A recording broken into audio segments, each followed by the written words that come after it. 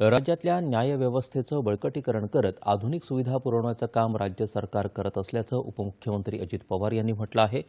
Nashik road इथल्या जिल्हा आणि अतिरिक्त सत्र न्यायाधीश तसंच दिवाणी न्यायाधीश वरिष्ठ स्तर या न्यायालयाचं उद्घाटन आणि ई सेवा केंद्र, ई ग्रंथालय आदींचं उद्घाटन काल दुपारी मुंबई उच्च न्यायालयाचे न्यायमूर्ती मकरंद कर्णिक यांच्या हस्ते झालं. त्यानंतर विभागीय आयुक्त कार्यालयात आयोजित कार्यक्रमात उपमुख्यमंत्री अजित पवार बोलत होते.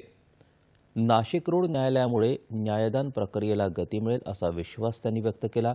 न्यायव्यवस्थेचा विस्तार आणि सुधारणा हा प्रगतिशील समाजाचा पाया आहे.